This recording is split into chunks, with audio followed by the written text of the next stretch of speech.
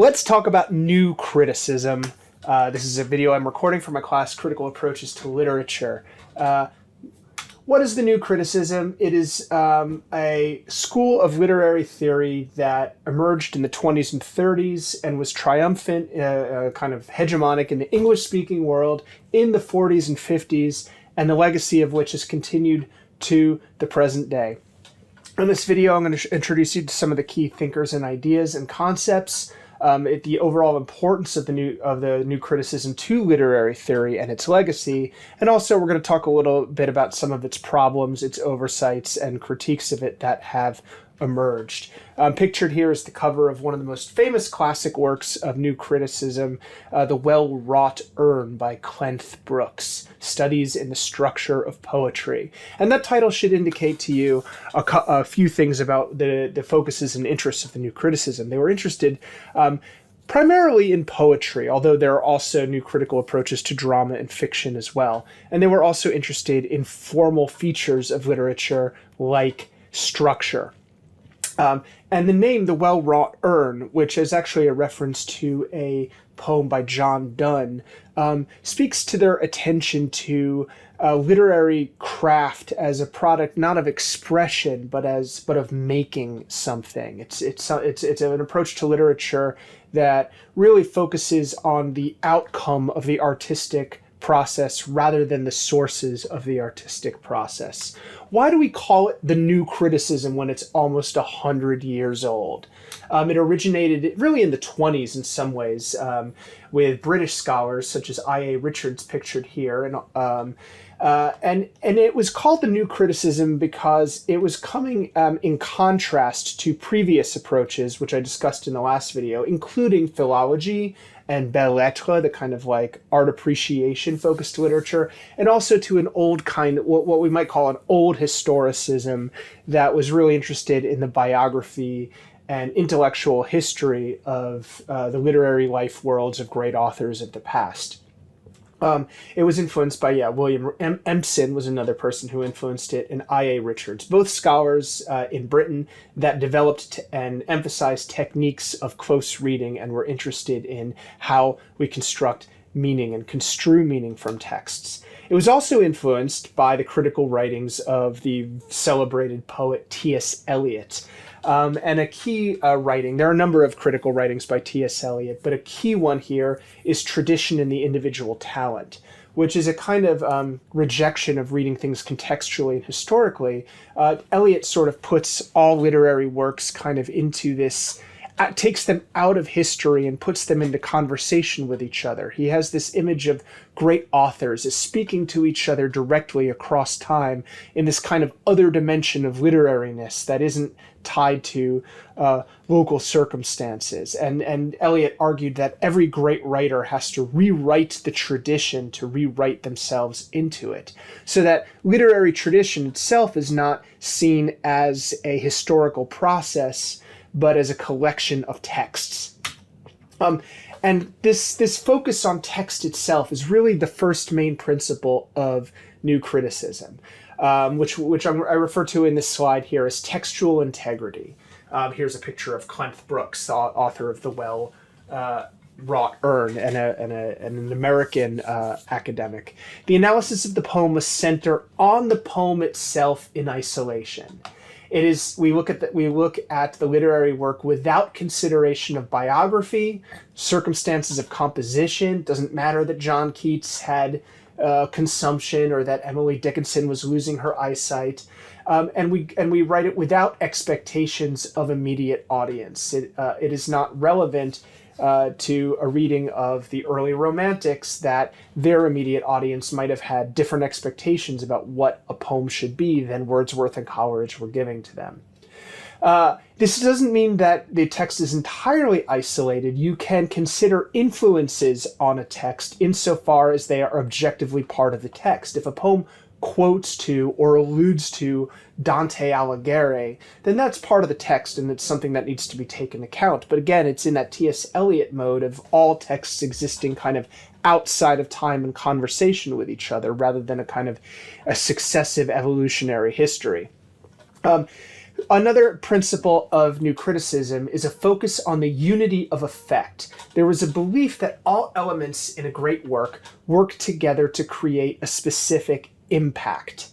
There's also a focus on what we might call objective analysis, and that is a focus on formal elements like poetic devices, structure, language, patterns like rhyme and assonance and stanzaic form. And overall, meaning we interpret a poem solely from what is present in the text itself. Everything you need to interpret the poem is in the poem, says the new critic. And so how do we read the poem then? How do we get at the meaning? How do we construe it? Well, another key principle of new criticism is close reading. And I'm going to talk about that in a second, but first I just want to point out one of the contradictions here. On the one hand, the new critics say you have to analyze things objectively and just focus on what's in the text. On the other hand, they're talking about the unity of effect, that everything should work together.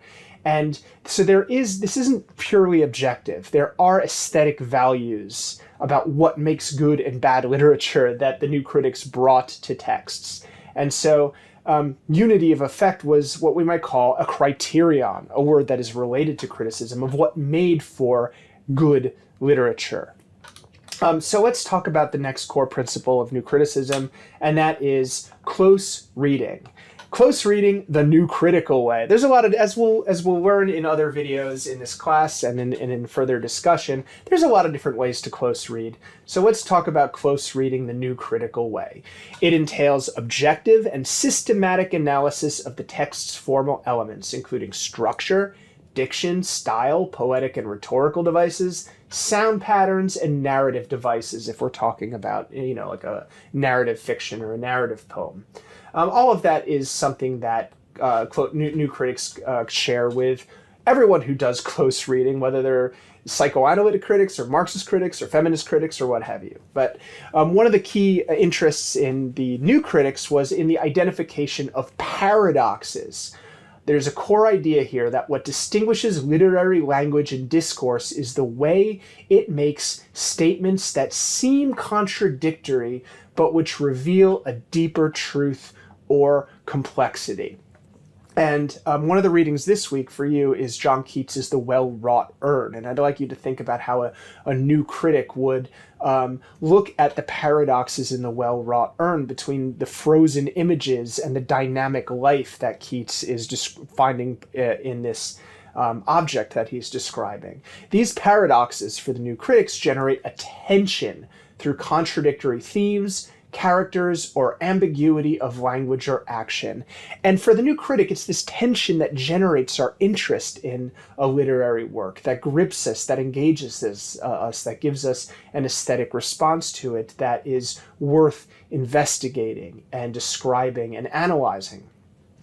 The critic then both identifies these tensions and resolves these paradoxes through the work of interpretation, often through uncovering multiple layers of meaning. What seems paradoxical is not, if you close read it correctly and find that there are multiple layers of meaning, then there are layers in which these seemingly contradictory meanings resolve themselves. William Empson here wrote a work called The Seven Types of Ambiguity. He was, again, a British critic. Him and Richards are sometimes called the practical critics, or associated with something called the practical criticism, which is connected to the new criticism in a kind of genealogy in the English-speaking world. Again, in the continent of Europe and in Latin America, critical traditions developed somewhat differently without the specific set of focuses that these guys had. So there are a couple of no-nos. There are a couple sins that you can commit when you are interpreting literature according to the new critics, especially two guys named Wimsatt, pictured here with a bunch of even deader white men, and Beardsley, Monroe Beardsley, William Wimsatt. He was a literary critic and he was a philosopher, but philosophers are also interested in reading and interpreting texts, right? And so The intentional a fallacy is a mistaken mode of argumentation, right? It's not simply a mistake, a factual error, but it's an error in reasoning.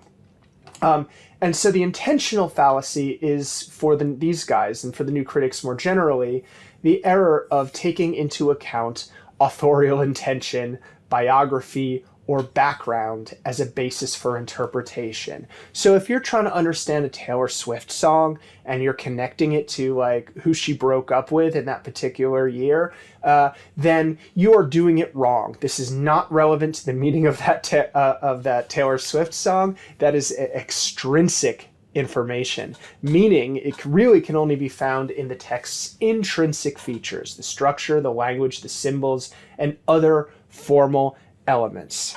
That's the intentional fallacy. This is a topic of our discussion board this weekend because this is really counterintuitive for a lot of people, right? We sort of understand meaning as belonging to or coming from the person who's speaking. What do you mean by that, right? When we say that, we understand that whatever the utterance is, that the meaning of that utterance is lurking in the intention of the author behind that the author is somehow in control of what they say. The new critic rejects that and says, no, the meaning is just in the text, and the meaning is produced, in a sense, by the work of the critic who interprets it. And that work is only done on the intrinsic features of the text. And we're going to revisit this idea during the class a lot because, in a sense, it's going to influence a lot of thought in literary theory in the latter half of the 20th century and connect with it. Another sin, another crime that you can commit, according to the new critics, when you're interpreting a poem, is the affective fallacy, also an article of that name by Wimsatt and Beersley from the early 1950s. And the affective fallacy, this is not effective, which is like you getting things done, but affective, as in connected to emotion. And the affective fallacy is the mistaken belief that the meaning of literary words is connected to the emotional response that it evokes in the reader. If a poem makes you sad, cool. If it makes you happy, cool. That has nothing to do with the meaning of the poem. Personal feelings, emotions, subjective reactions, and personal associations do not belong to nor determine the meaning of the poem, according to the affective fallacy. So once again, meaning comes from what's understood as an objective analysis of intrinsic formal elements of the text and is not contingent on individual reader responses. The meaning of a literary work is autonomous, that is, it's disconnected from any forces coming at it from the outside, and it's self-contained, right? It's in everything you need to understand a literary work is right in the work itself. Now, as I mentioned in the last video on the history of literary criticism, this mode of making the study of a particular work of literature autonomous and self-contained meant that this method was very useful in the democratic university of the second half of the 20th century, the egalitarian university that brought in a much wider range of people with much wider ranges of education than they had ever had before, because you don't need to know a ton about the history of the Greeks and the Romans or Elizabethan England or something to understand a poem. You just look at the poem and read it. And say everything you need is right in front of you. Let's go to town. Look for patterns. Look for devices. Look for symbols. Right. This is what you have probably done if you've ever been asked to interpret a poem in an English class before, and you're like, what the heck am I supposed to do? Now, one of the problems here, though, of course, is that while it says that meaning is autonomous and self-contained, and that the work of criticism is objective, at the same time, the meaning still depends on a reader. But for the new critic, it depends on the work of a specific kind of reader. The reader who is equipped to examine a poem objectively and analytically and catalog all the little devices and how they're working together and identify the paradoxes and the tensions and resolve them and does all this objectively. Who gets to be objective, though? What does it mean to be objective?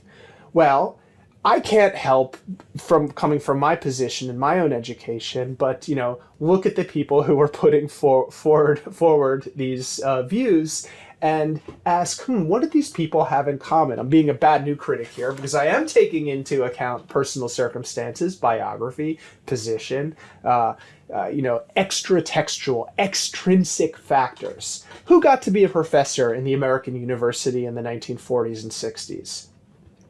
What were the political and economic circumstances? Who is the ordinary reader, the ideal reader, the reader who encounters a text by John Donne or T.S. Eliot and is equipped to do the kind of reading that the new critic asks?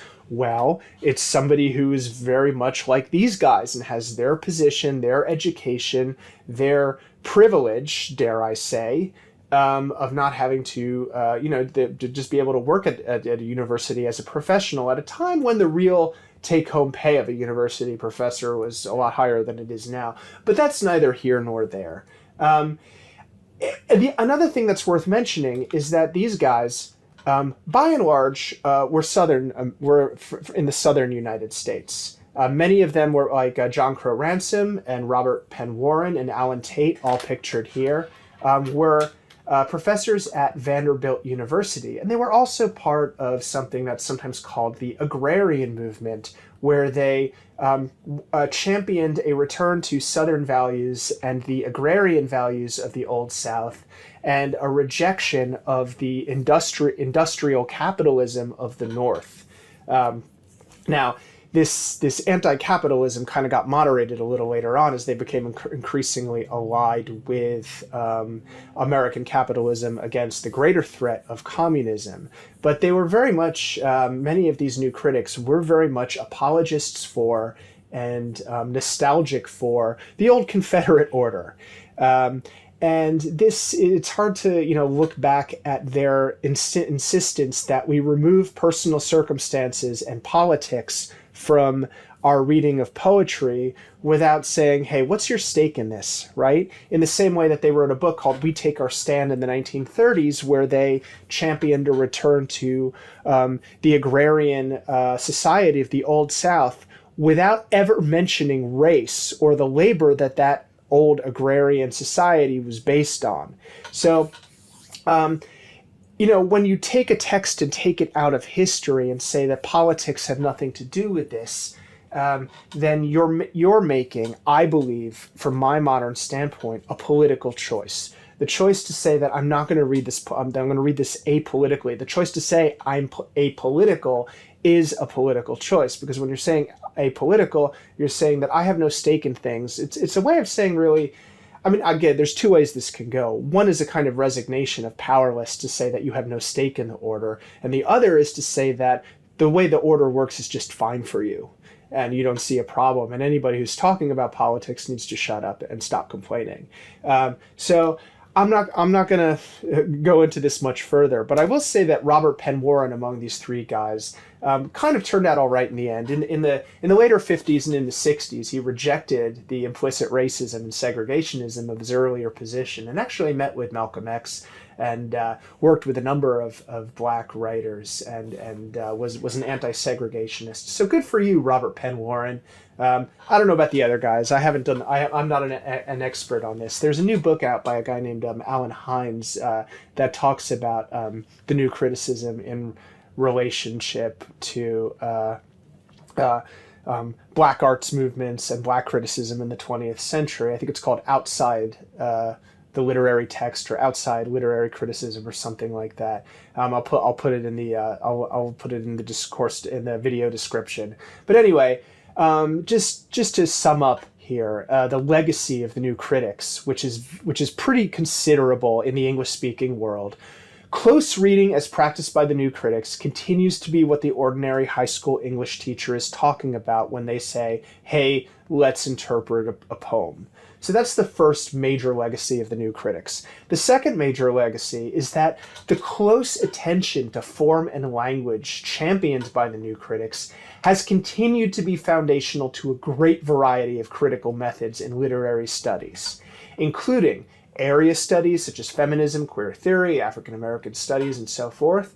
It was also influential on the way that criticism in the fields of structuralism and deconstruction developed in the 20th century. It affected in some ways psychoanalytical criticism as well, and also new historicist and also reader response methods, both of which were both informed by new critical methods, even though they developed specifically in a lot of ways in response to and in argument against the new critics. So, I hope you found this instructive. It was kind of a dense video, but between this and other reading you might do, I hope this will help explain things for you and make more sense of the new critics and why we put them at the beginning of a review of critical methods in literary theory from through the 20th century to the present day. Thank you for listening. I'll talk to you soon. Bye.